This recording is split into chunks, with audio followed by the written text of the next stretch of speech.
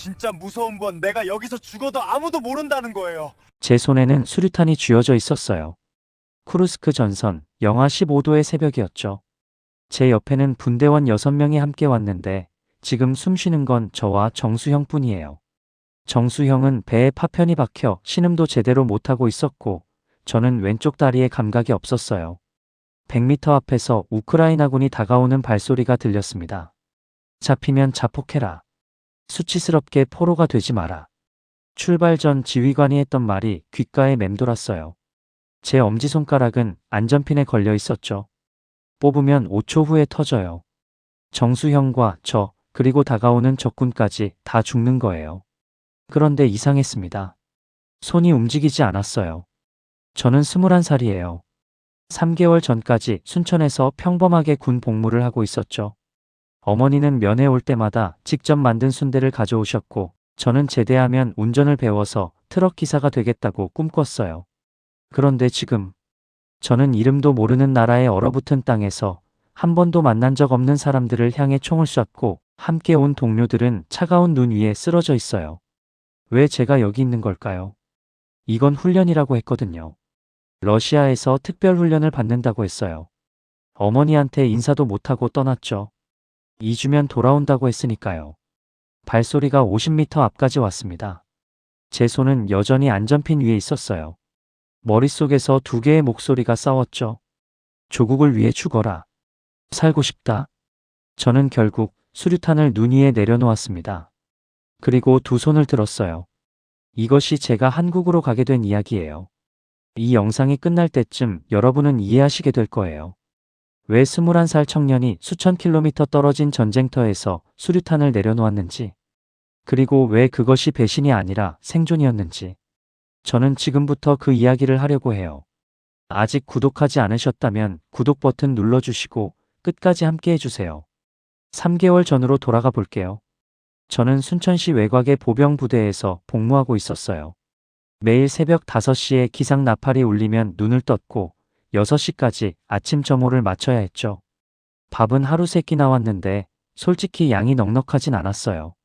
그래도 옥수수밥에 김치, 가끔 나오는 된장국이면 감사하다고 생각했습니다. 군 생활이 힘들지 않았냐고요? 힘들었죠. 당연히 힘들었어요. 하지만 저한테는 버틸 이유가 있었거든요. 한 달에 한 번 어머니가 면회를 오셨어요. 새벽 4시에 버스를 타고 3시간을 오시는 거예요. 손에는 항상 보따리가 들려 있었죠. 직접 만든 순대, 삶은 달걀, 그리고 아버지가 탄광에서 몰래 가져온 옥수수로 만든 강냉이 과자. 그걸 풀어놓으실 때 어머니 손은 항상 텄어요. 갈라진 손가락 사이로 핏줄이 비쳤는데 저는 그게 너무 마음이 아팠습니다. 철호야, 많이 먹어. 얼굴이 왜 이렇게 말랐어? 어머니는 늘 그렇게 말씀하셨고 저는 괜찮다고, 잘 먹고 있다고 거짓말을 했죠. 제 월급은 3,000원이었어요. 남한 돈으로 치면 몇백 원도 안 되는 돈이죠. 하지만 저는 그 돈을 한 푼도 안 쓰고 모았어요. 제대하면 운전을 배워서 트럭 기사가 되고 싶었거든요. 트럭 기사가 되면 돈을 잘 번다고 들었어요. 그러면 어머니 손에 로션도 발라드리고 여동생 교복도 새로 사줄 수 있을 것 같았죠. 저녁 점호가 끝나고 내무반에 누우면 가끔 정수형이랑 이야기를 나눴어요. 정수형은 저보다 5살 많았는데 고향에 약혼녀가 있었죠. 나 제대하면 바로 결혼한다. 너도 빨리 여자 만들어. 형은 항상 그렇게 놀렸고 저는 웃기만 했어요. 그때는 몰랐죠. 그게 우리의 마지막 평범한 날들이라는 걸. 10월 초 중대장이 우리를 집합시켰어요. 특별훈련 대상자를 선발한다고 했죠. 젊고 건강한 병사 200명. 저와 정수형도 그 안에 들어 있었습니다. 러시아에서 2주간 훈련받고 온다. 영광스러운 임무다. 중대장은 그렇게 말했어요. 저는 어머니한테 연락도 못했어요. 휴가도 없이 바로 출발이었거든요. 평양으로 이동하는 버스 안에서 저는 생각했죠. 2주면 금방이지. 돌아오면 어머니 면회 날이다. 창밖으로 익숙한 순천의 산들이 멀어져 갔어요. 그게 제가 고향을 본 마지막이었습니다.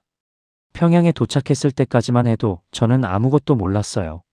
200명의 병사들이 큰 강당에 모였죠. 거기서 처음으로 새 군복을 받았어요. 북한 군복이 아니었습니다. 러시아제 방한복이었죠.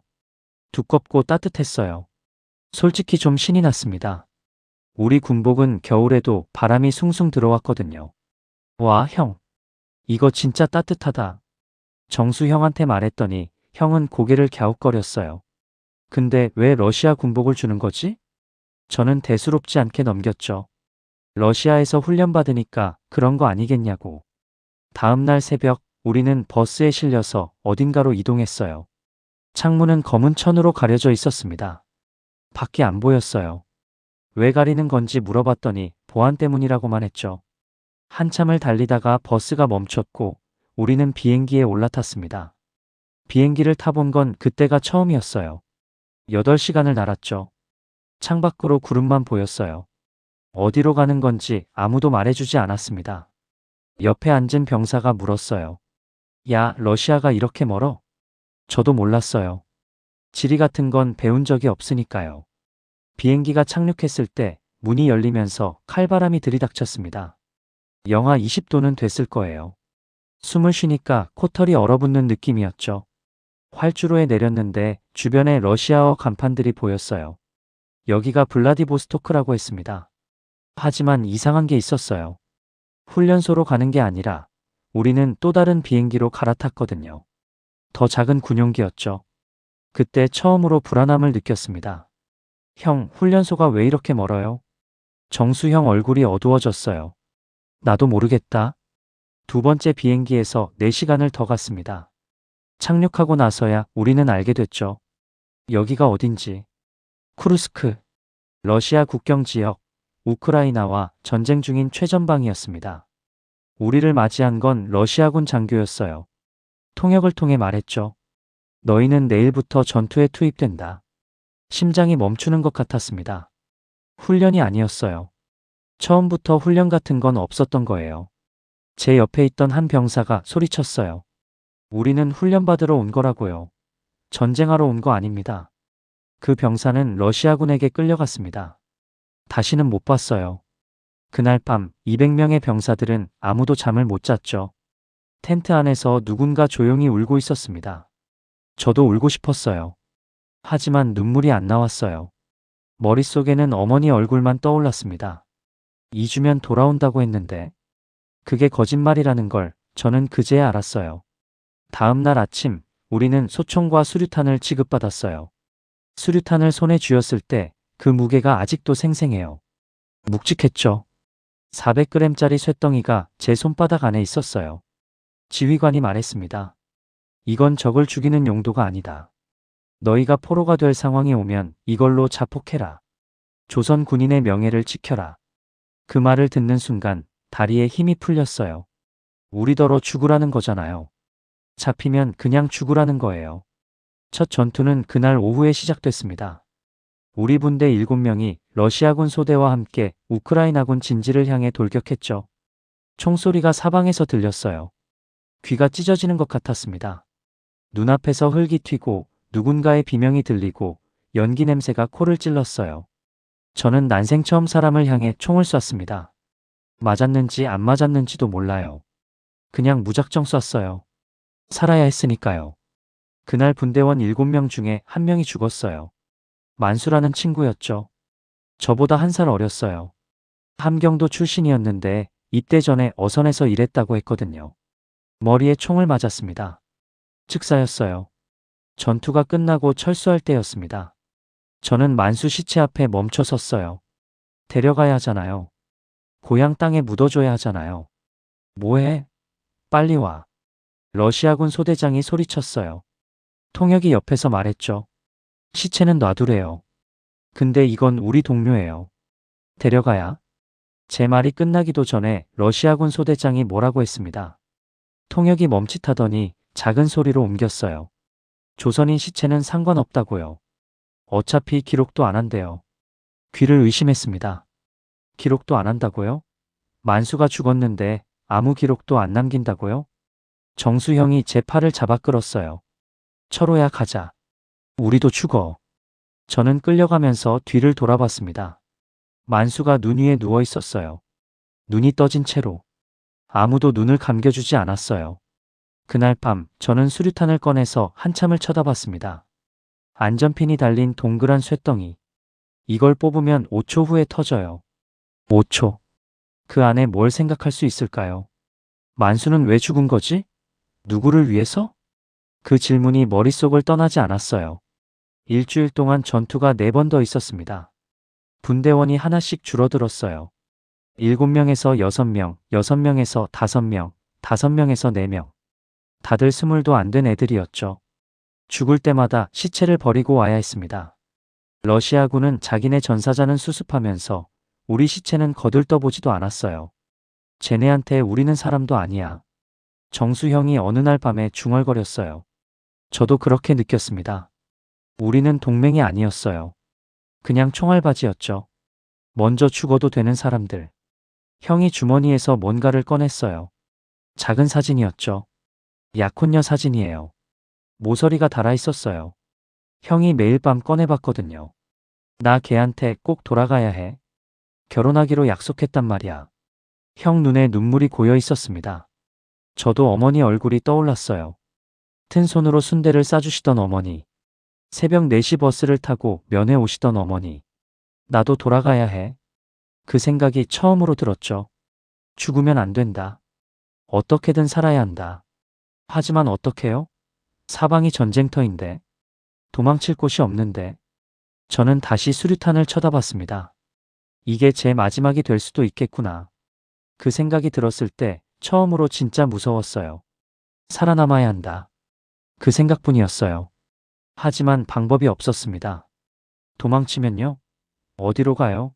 사방이 러시아군 아니면 우크라이나군이에요. 우크라이나군한테 가면 적이고 러시아군한테 발각되면 총살이에요. 탈영병은 현장에서 처형한다고 했거든요. 그래서 그냥 버텼습니다. 하루하루. 전투가 있으면 총을 쏘고 없으면 참호에서 웅크리고 있었어요. 손가락이 얼어서 감각이 없었죠. 발가락도 마찬가지였고요. 하루에 배급되는 건 딱딱한 빵 한 조각이랑 차가운 물뿐이었습니다. 그러던 어느 날 밤이었어요. 텐트 안에서 다른 분대 병사 하나가 울고 있었습니다. 같은 비행기 타고 온 애였는데 이름이 영호였어요. 걔네 분대는 7명 중 5명이 죽었대요. 정수형이 물었죠. 야, 왜 그래? 영호가 울먹이면서 말했어요. 오늘 정치장교한테 들었어. 우리 죽으면 어떻게 되는지. 뭔데? 그냥 실종 처리된대. 영웅칭호? 그런 거 없어. 우리 파병 자체가 비밀이라서 가족한테 알리지도 않는데.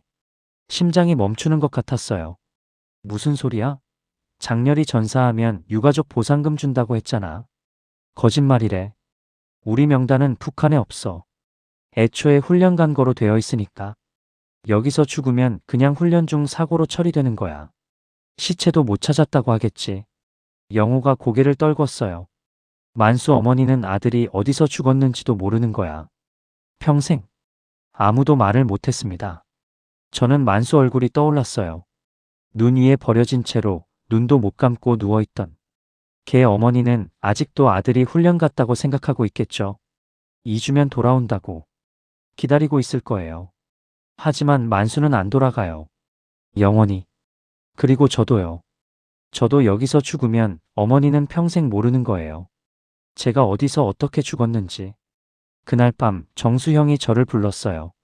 철호야, 나 생각해 본 게 있어. 형 목소리가 떨리고 있었습니다. 돌아갈 수 없어. 우리. 네. 북한 돌아가도 우리 영웅 아니야. 파병 비밀이니까. 살아 돌아가도 그냥 입 다물고 살아야 해. 혹시 전쟁 얘기 새나가면 우리 가족까지 다 잡혀가겠지. 형 말이 맞았어요. 우리는 존재하면 안 되는 사람들이었어요. 여기 온 것 자체가 비밀인데 살아 돌아가면 그 비밀을 평생 안고 가야 하는 거죠. 그래서 한국은 어때? 한국. 그 단어에 몸이 굳었습니다. 한국 가면 새로 시작할 수 있지 않을까? 북한 못 돌아가면 차라리. 우리는 한국을 적이라고 배웠어요. 미제의 꼭두각시 괴뢰 정권이라고. 하지만 지금 우리 목숨을 버린 건 나만이 아니잖아요. 우리를 여기 보내놓고 시체도 안 거두고 죽어도 실종 처리하는 건 북한이잖아요. 우크라이나군한테 항복하면 한국 갈 수 있을까? 글쎄. 근데 여기서 죽는 것보단 낫지 않아? 저는 한참을 생각했어요. 어머니 얼굴이 떠올랐습니다. 하지만 이상하게 슬프지 않았어요. 오히려 선명해졌죠. 북한 돌아가도 어머니 못 만나. 여기서 죽어도 어머니는 날 못 찾아. 그러면 살 수 있는 쪽으로 가자. 새로 시작할 수 있는 쪽으로. 저는 수류탄을 꺼냈습니다. 손에 쥐고 한참을 쳐다봤어요. 자폭용으로 준 이 쇳덩이. 이걸 안 쓰면 그게 배신일까요? 아니. 조국이 먼저 우릴 버렸어요. 시체도 안 거두고 기록도 안 하고 죽어도 모른 척하는 게 조국이에요? 이건 배신이 아니야. 생존이야. 형, 저도 같이 할게요. 정수 형이 제 손을 잡았습니다. 형 손도 얼어 있었어요. 하지만 따뜻했습니다. 그래, 같이 살아남자. 한국 가서 새로 시작하자. 우리는 기회를 기다리기로 했어요. 다음 전투에서 1월 8일 새벽이었어요. 그날따라 안개가 짙었습니다. 10m 앞도 안 보일 정도였죠. 정수 형이 제 팔을 잡았어요. 오늘이야. 심장이 미친 듯이 뛰었습니다. 진짜 하는 거구나. 돌이킬 수 없는 거구나. 새벽 5시 공격 명령이 떨어졌어요. 우리 분대 3명, 러시아군 8명, 총 11명이 우크라이나군 진지를 향해 돌격했습니다. 여느 때처럼 우리가 맨 앞이었죠. 총소리가 터졌어요. 사방에서 날아오는 총알. 눈밭에 엎드렸다 일어났다를 반복했죠. 연기 냄새, 화약 냄새, 피 냄새. 전부 섞여 있었습니다. 100m 전진했을 때 옆에 있던 테일이가 쓰러졌어요. 테일아. 소리쳤지만 대답이 없었습니다. 가슴에 총을 맞았어요. 눈을 뜬 채로 움직이지 않았죠. 이제 저랑 정수 형뿐이에요. 형이 소리쳤습니다. 지금이야. 따라와. 우리는 오른쪽으로 굴렀어요. 안개 속으로 몸을 숨겼죠. 러시아 군들은 앞만 보고 돌격하느라 우리가 빠진 걸 몰랐어요. 50m, 30m, 20m. 기어갔습니다. 눈 속에 온몸이 파묻혔어요. 손이 얼어서 감각이 없었죠. 무릎이 찢어지는 것 같았지만 멈출 수 없었어요. 그때 뒤에서 고함이 들렸습니다. 조선인 둘이 없다. 찾아. 발각됐어요. 총소리가 등 뒤에서 났습니다. 탕, 탕탕. 눈이 튀었어요. 바로 옆이었죠. 저는 더 빨리 기었습니다. 살아야 해. 살아야 해. 그 순간 정수 형이 비명을 질렀어요. 으악. 뒤를 돌아봤습니다. 형이 쓰러져 있었어요. 배에서 피가 흘러나오고 있었죠. 형. 기어서 형한테 갔어요. 형이 제 옷을 움켜쥐었습니다. 가. 너라도 가. 싫어요. 형 두고 못 가요. 바보야. 둘 다 죽으면 뭐해. 형이 주머니에서 뭔가를 꺼냈어요. 약혼녀 사진이었습니다. 피가 묻어 있었죠.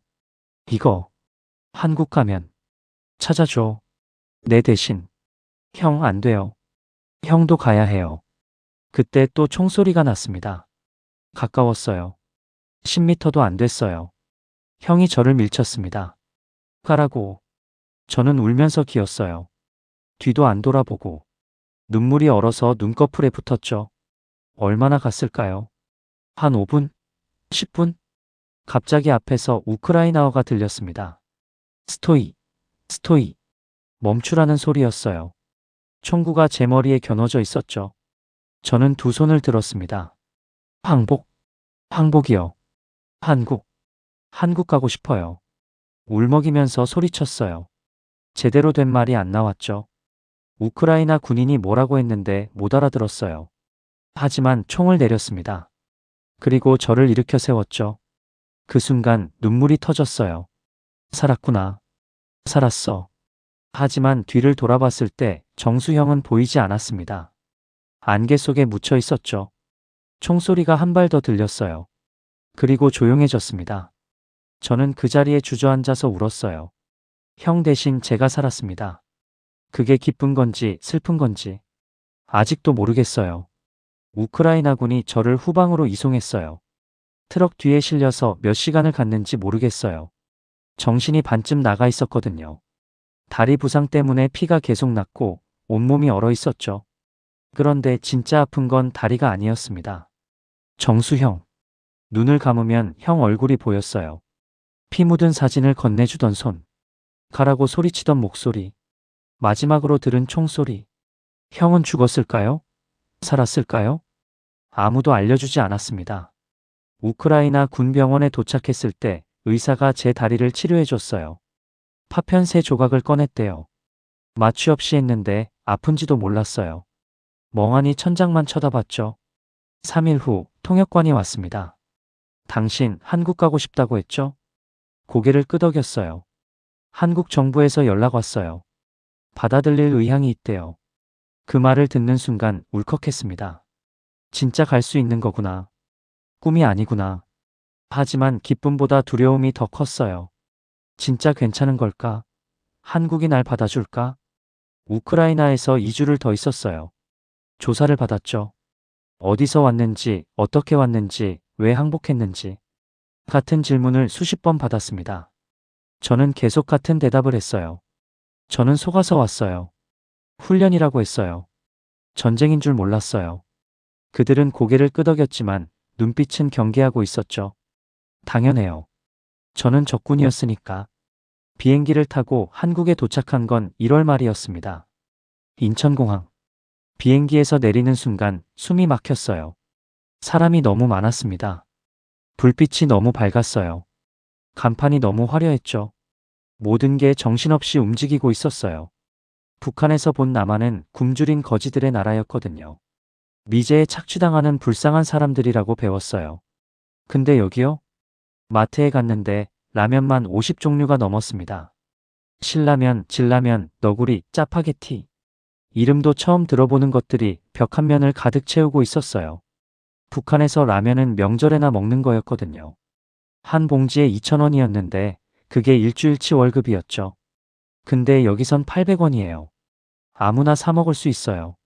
웃겨야 하는데 웃음이 안 나왔습니다. 대신 눈물이 났어요. 우리는 뭘 위해 싸운 거지? 뭘 위해 죽은 거지? 만수가, 태일이가, 그리고 정수형이 떠올랐습니다. 걔네는 일하면 하나 못 먹어보고 죽었어요. 국정원에서 한 달 동안 조사를 받았습니다. 또 같은 질문이었죠. 정말 강제로 끌려간 거예요? 북한에서 뭐 했어요? 가족은요? 가족. 그 질문이 가장 힘들었어요. 어머니, 아버지, 여동생. 저는 이제 걔네를 영영 못 봐요. 제가 한국에 왔다는 게 알려지면 가족들이 어떻게 될지 생각하기도 싫었습니다. 하나원에 들어갔어요. 탈북민 정착교육기관이에요. 거기서 3개월 동안 한국 생활을 배웠죠. 근데 이상했어요. 주변에 탈북민들이 많았는데 저랑 비슷한 사람은 없었습니다. 다들 국경 넘어서 온 사람들이었어요. 전쟁터에서 항복해서 온 사람은 저밖에 없었죠. 사람들이 물어봤어요. 러시아 전쟁? 진짜 거기 갔다 왔어? 호기심 반, 의심 반이었죠. 저는 대답하기 싫었어요. 말해봐야 이해 못할 것 같았거든요. 동료들이 눈 위에서 죽어가는 거, 시체를 버리고 오는 거, 항복하는 순간의 공포. 그걸 어떻게 말로 해요? 그래서 그냥 웃었습니다. 네, 갔다 왔어요. 그게 끝이었어요. 밤마다 악몽을 꿨습니다. 총소리, 비명소리, 정수형 목소리. 가라고. 그 외침이 귓가에 맴돌았어요. 땀에 젖어서 깨면 새벽 3시, 4시. 다시 잠들지 못했죠. 나는 왜 살았을까? 그 질문이 매일 밤 저를 괴롭혔어요. 하나원을 나온 뒤 작은 원룸을 얻었어요. 정부에서 정착금을 줬거든요. 처음으로 제 이름으로 된 집이 생긴 거예요. 북한에서는 상상도 못했던 일이죠. 방 한 칸, 화장실 하나, 작은 부엌. 그게 전부였지만 저한테는 성 같았습니다. 근데 이상했어요. 밤마다 잠을 못 잤거든요. 너무 조용했습니다. 총소리도 없고 폭발 소리도 없고 비명도 없었어요. 그 고요함이 오히려 무서웠죠. 눈을 감으면 쿠르스크의 눈밭이 보였고 정수형 목소리가 들렸어요. 가라고. 그 외침이 매일 밤 저를 깨웠습니다. 어느 날 담당 상담사 선생님이 물었어요. 철호 씨 이야기 좀 해볼래요? 거기서 무슨 일이 있었는지. 저는 고개를 저었습니다. 말하고 싶지 않았거든요. 말하면 다 무너질 것 같았어요. 그러다 한 달쯤 지났을 때였어요. 뉴스를 보는데 익숙한 단어가 나왔습니다. 러시아에 파병된 북한군 추가 사망자 발생. 화면에 숫자가 떴어요. 300명 이상 전사 추정. 300명. 저와 같은 비행기 탔던 200명 중에 몇 명이나 살았을까요? 만수, 태일이, 그리고 이름도 모르는 수많은 애들. 걔네 어머니들은 아직도 모르고 있겠죠. 아들이 어디서 죽었는지. 그 순간 뭔가 터졌어요. 저도 모르게 울었습니다. 한참을 울었어요. 소리내서 울어본 게 얼마만인지 몰랐죠. 다음 상담 시간에 저는 처음으로 입을 열었어요. 선생님, 저 말해도 될까요? 선생님이 고개를 끄덕였습니다. 저는 말하기 시작했어요. 훈련이라고 속아서 간 것. 비행기에서 내렸는데 전쟁터였던 것. 만수가 눈 위에서 죽은 것. 시체를 버리고 온 것. 정수 형이 가라고 소리치던 것. 수류탄을 내려놓고 손을 든 것. 말하면서 계속 울었어요. 하지만 이상하게 가벼워졌습니다. 선생님이 말했어요. 철호 씨가 살아남은 건 잘못이 아니에요. 정수 씨가 철호 씨를 살린 거예요. 그 말이 마음에 박혔습니다. 형이 저를 살렸구나. 형이 저한테 살라고 한 거구나. 그날 밤 오랜만에 악몽을 안 꿨어요. 요즘 저는 작은 식당에서 일해요. 설거지랑 홀서빙을 하죠. 월급은 250만 원이에요. 북한 군인 월급 3,000원에 800배가 넘는 돈이에요. 첫 월급 받은 날 마트에 갔습니다. 라면을 샀어요. 신라면이요. 4개 들이 멀티팩. 3,200원이었죠. 집에 와서 냄비에 물 끓이고 라면을 넣었어요. 계란도 하나 깨 넣었죠. 북한에서는 상상도 못했던 호사예요. 먹으면서 정수형 생각이 났습니다.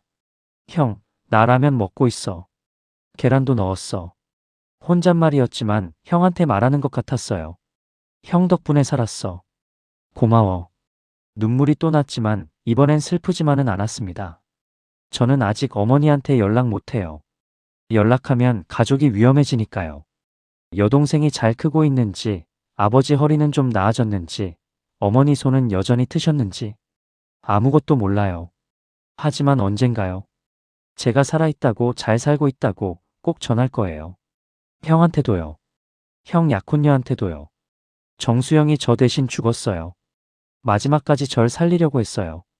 그 말을 전할 수 있을 때까지 저는 여기서 살아갈 거예요. 숨지 않고요. 도망치지 않고요. 형이 저한테 준 이 목숨 제대로 쓸 거예요.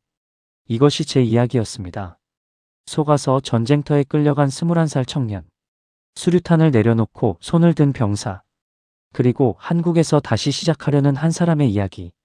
저와 같은 사람들이 아직 그 전쟁터에 있어요. 돌아오지 못한 친구들이 눈 속에 묻혀 있고요. 그 사람들을 기억해 주세요. 분단의 이야기들은 앞으로도 이런 이야기들을 전하려고 합니다. 북에서 온 사람들 분단 때문에 아픈 사람들의 목소리를요. 오늘 영상이 마음에 남으셨다면 구독과 좋아요 부탁드려요. 다음 이야기로 다시 찾아올게요. 감사합니다.